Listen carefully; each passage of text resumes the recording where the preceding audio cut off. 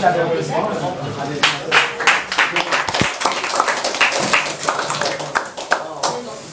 Alors, merci beaucoup de venir pendant ces vacances de Pâques.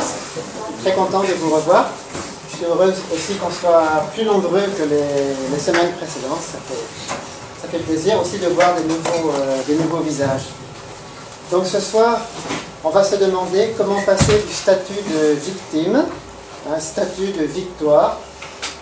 Peut-être que vous avez réfléchi au fait que ces deux mots se suivent dans le dictionnaire. Le mot qui vient juste après victime, c'est le mot victoire. Et tout à l'heure, quand on va voir l'étymologie de victime, on va s'apercevoir de curieuses coïncidences. Il y a des raisons pour lesquelles certaines victimes apportent des victoires très importantes.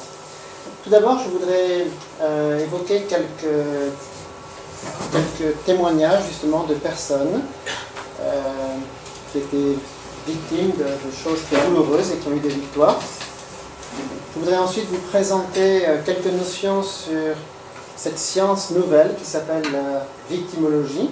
Peut-être que vous n'avez jamais entendu parler de ça, mais je vais en parler de ces victoires qui sont importantes, mais aussi de certains excès. Bon, le culte de la victime est parfois un peu poussé, et d'ailleurs les victimologues eux-mêmes sont les premiers à le reconnaître. Et ensuite, je voudrais parler un petit peu du thème de la victoire des victimes selon les principes de l'unification. Alors, quand j'ai tapé victime, victoire sur Internet, il n'y a rien en français. Par contre, si vous tapez victim, victory, il y a énormément de choses en langue anglaise et surtout des témoignages de femmes aux États-Unis dont la plupart des livres ont comme sous-titre From Victim to Victory. Apparemment, c'est un leitmotiv qui revient assez souvent. Sans doute qu'il y a quelque chose dans la culture américaine pour aider les gens à rebondir et à ne pas garder la honte ou l'humiliation, mais à vraiment s'exprimer, avoir le soutien de la collectivité pour repartir. Alors, par exemple, sur ce thème, vous avez des témoignages de femmes violées ou de femmes qui ont été victimes d'inceste. Il y a aussi des hommes qui écrivent sur ce thème. Et il y a énormément de sites sur ce thème, From Victim to Victory. C'est vraiment un slogan très très répandu aux États-Unis, beaucoup moins en Europe. Peut-être que ce soir, justement, on pourra s'interroger là-dessus. Alors, le témoignage de Susan Lee Titus est assez émouvant. C'était une jeune femme qui, outre ses dons d'écrivain, elle aimait beaucoup la danse.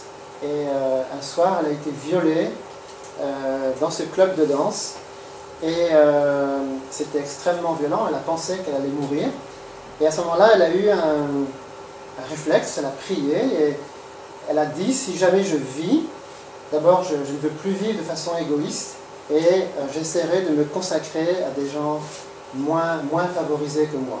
C'était ça son réflexe. Et après elle dit qu'elle avait à peine d'énergie pour ramasser ses dents qui étaient tombées par terre. Et ensuite, avant de sortir victorieuse, aujourd'hui c'est une femme qui est extrêmement épanouie, tout ce cauchemar est derrière elle, mais elle raconte qu'elle a eu 8 années de souffrance extrême, quoi. Souffrance physique, parce qu'elle a fait beaucoup de chirurgie réparatrice et à chaque fois c'était très pénible, et souffrance mentale aussi. Et elle dit que la chose la plus difficile pour elle, c'était d'éliminer la voix du violeur qui revenait sans cesse dans sa tête. Tous les jours, il y avait cette voix qui lui disait: maintenant tu te déshabilles et tu viens devant moi. Et le type avait un pistolet en fait, ce jour-là.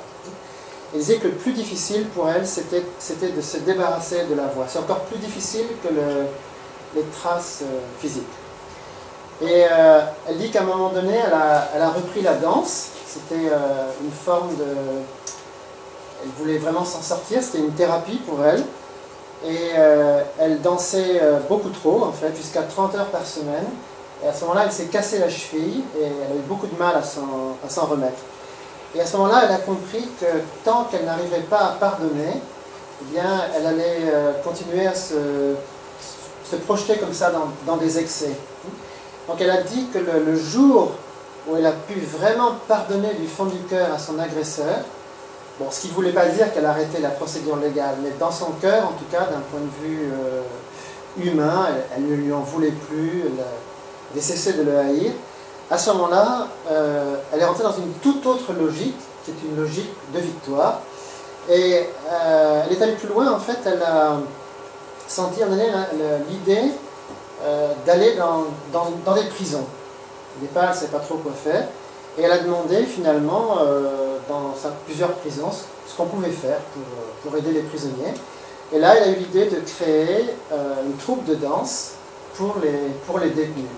Alors là, elle a vu des gens très semblables à son violeur. Elle les a vus vraiment de près, mais elle avait vraiment... bon, c'est pas qu'elle avait de la sympathie pour eux, hein, loin de là, mais en tout cas, elle ne diabolisait plus ces personnes, et elle n'avait qu'une seule idée, c'est que ces gens-là se réhabilitent. Et elle a appelé ce club Joy Dancers. Dans le cas de Rosemary Tribbles, la première, la Fear to Freedom, son témoignage m'a beaucoup frappé aussi. C'est une femme de politicien. Elle a été violée lorsque son mari était un jeune député. Lui, il avait 25 ans. Et bon, elle, c'est pareil, elle a mis beaucoup de temps à s'en remettre. Elle a dit qu'en fait, la motivation qui l'a aidée, c'est que avant ce viol, elle avait toujours été une personne joyeuse. Elle ne pouvait pas imaginer la tristesse dans la vie. C'était quelque chose qui était totalement étranger. Et puis après ce viol, elle a vraiment senti que la tristesse risquait de faire toujours partie de sa vie, jusqu'à la fin de ses jours. Et ça, c'était quelque chose... Elle ne pouvait pas s'y résoudre. Elle a dit, je dois à tout prix retrouver la joie que j'avais avant, et même plus grande. C'était ça, sa motivation. Elle ne pouvait pas imaginer qu'une personne comme elle serait toujours triste. C'était quelque chose qui était inconcevable pour elle. C'était encore pire que le viol, quoi. Et donc sa motivation a été de retrouver cette joie et d'en donner aux autres. Alors aujourd'hui, elle est connue comme une personne particulièrement joyeuse, mais en fait, quand on connaît son histoire, il a fallu beaucoup de souffrance pour y arriver. Alors, Darlene Barriers, elle a un nom un peu français, c'est la dame qui est avec des cheveux courts. Hein. Bon, elle, j'ai résumé un petit peu, elle dit qu'elle haïssait sa mère. Je haïssais quelqu'un d'autre encore plus que ma mère, moi-même. Je voulais me suicider pour ne plus souffrir. Je fuguais et fus incarcéré. Je traînais avec des hommes plus âgés et vivais dans la promiscuité. Je tombais enceinte pour aimer quelqu'un qui m'aiderait en retour. Sachant que j'avais si peu à donner à un enfant, j'avortais. Je quittais l'école à 16 ans. Je mangeais pour m'apaiser et atteignis les 150 kilos avec l'obsession de manger. J'étais terrifié de faire à mes enfants ce que ma mère m'avait fait. Je me fis ligaturer les trompes pour ne pas enfanter. Cette personne, en fait, n'est pas spirituelle. Contrairement à beaucoup d'autres femmes américaines, elle n'a pas eu d'expérience avec Dieu, ni rien. Je pense que c'est surtout un combat de volonté. Une personne extrêmement généreuse. En fait, elle intervient dans beaucoup de campus et elle est très concernée par ce qu'on appelle la drogue du viol. C'est les gens qui finalement vont dans des soirées et ils font boire des substances pour finalement abuser des filles qui sont là. Et elle essaye de ne pas porter de jugement, de ne pas diaboliser les gens, de ne pas voir le mal partout. Elle éduque énormément les étudiants. Elle s'est aperçue que beaucoup de gens finalement faisaient d'énormes bêtises sans se rendre compte, quoi. Elle était vraiment frappée de voir le peu de conscience de certains jeunes. Et en fait, il y a un peu de choses pour les aider à changer, ne serait-ce que leur faire comprendre ce que c'est que l'autre sexe. Elle éduque aussi bien les garçons que les filles, d'ailleurs, parce qu'elle s'est aperçue qu'il y a tellement de difficultés relationnelles entre garçons et filles. En fait, il y a beaucoup plus d'inhibition qu'on ne pense, malgré le thème de la libération sexuelle. Finalement, les gens sont devenus assez frustres sur le plan affectif, et elle prend énormément de temps pour guider les gens. Elle a des programmes très très pratiques. Son site est vraiment bien fait parce qu'elle indique toutes sortes de traumatismes, comment les repérer, etc. Alors finalement, quand on voit les témoignages de ces gens-là, on s'aperçoit que ce qui les a amenés de la victime à la victoire, c'est un ensemble de choses. D'abord, il faut s'occuper de soi-même et de la guérison physique. Il faut aider la personne à guérir de certaines lésions et aussi de guérir mentalement et spirituellement. Mais les vainqueurs, c'est les gens qui ne s'occupent pas seulement de leur personne.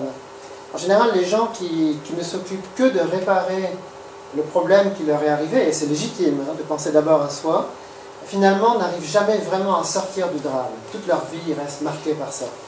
Ceux qui arrivent à transformer ce drame en quelque chose de positif, ça ne veut pas dire que la tragédie elle-même est oubliée, mais en tout cas, elle n'a pas qu'un aspect négatif. Forcément, elle a toujours un aspect négatif, mais finalement la victime arrive à transformer ça en quelque chose qui va servir la société. En général, c'est les personnes qui réussissent vraiment apportent une contribution matérielle. Bon, par exemple, Susan Lee, c'était vraiment en construisant un club très précis dans une prison. C'est un projet où elle a mis de l'argent. Et ça, c'est important, en fait. Il ne faut pas se contenter de vœux pieux, mais il faut vraiment faire quelque chose. Mais il y a aussi le fait de donner un témoignage. Le témoignage des gens qui s'en sont sortis, les livres qu'ils écrivent, leur personnalité, ça touche énormément. Chaque fois que ces personnes parlent, ça apporte quelque chose. Alors ensuite, je voudrais parler de cette science qui est la victimologie. Alors, il y a plusieurs définitions. Certains le limitent uniquement au niveau criminel. On dit que c'est l'étude de la personnalité des victimes de délits ou de crimes, de leur statut psychosocial et de leur relation affective avec leurs agresseurs. La victimologie est la branche de la criminologie qui étudie le rôle et la psychologie des victimes avant, pendant et après l'acte criminel. Alors, ceci dit, la victimologie a donné lieu à toutes sortes d'études de plus en plus poussées sur les victimes. On estime que depuis 20 ans, il y a eu plus de 50 000 ouvrages dans le monde sur ce thème des victimes. C'est une explosion incroyable. Jamais on n'a autant fait attention aux victimes qu'à notre époque. C'est un phénomène de société considérable. Alors certains disent qu'on est en train de complètement changer la façon dont on écrit l'histoire. Parce que jusqu'à présent, on ne s'intéressait pas aux victimes des guerres, aux victimes des crimes. Et de plus en plus, on essaie de comprendre ce que ressentent les victimes. Alors, il y a plusieurs facteurs qui expliquent ça. À quoi vous pensez, par exemple? Qu'est-ce qui peut expliquer qu'à notre époque, on fasse tellement attention aux victimes? Bien les enfants. Comment? Bien Oui, les enfants. ça c'est vrai. Oui, ça c'est le rôle des médias. Oui. Quoi d'autre? D'après vous, pourquoi est-ce qu'à notre époque, il y a de plus en plus attention aux victimes? Il faut de plus en plus attention aux victimes. Ouais, plus qu'avant. Parce qu'il y en a deux fois plus, enfin, il y en a beaucoup plus. Pas forcément. Bon, par exemple, on dit que maintenant, il y a toujours eu autant de viols, mais ils sont beaucoup plus rapportés à la police qu'avant. Les gens se confient davantage. Je pense qu'il y a un facteur, c'est l'extrême horreur des guerres. Ça a joué énormément. On dit que, bon, vous avez entendu parler de Henri Dunant, le fondateur de la Croix-Rouge. Bon, lui, le déclencheur, c'était la bataille de Solferino dans les années 1850. Quand il a vu la boucherie, tous les soldats qui agonisaient sur le champ de bataille, c'était un choc énorme pour lui. Il a vraiment vu ce qu'est la guerre moderne de près, combien les armes modernes créent des lésions très douloureuses, en fait. Il a vu vraiment des gens qui étaient infirmes toute leur vie. Et ça l'a motivé à fonder la Croix-Rouge, une institution qui est en fait l'origine de tous les ONG modernes. Après la Première Guerre mondiale, la compassion pour les victimes était grande. Et toutes les gueules cassées, les gens qui sont revenus gazés, complètement détruits des combats. Et donc il y a eu une prise de conscience de l'horreur de la guerre de masse, parce que la Première Guerre mondiale a fait 10 millions de victimes, la deuxième 50 millions. Et donc à un moment donné, il y a comme un excès d'horreur.